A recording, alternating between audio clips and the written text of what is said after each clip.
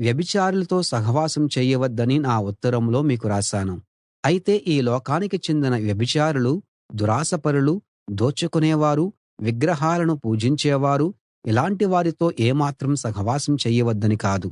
అలా ఉండాలంటే మీరు లోకం నుండి వెళ్ళిపోవలసి వస్తుంది.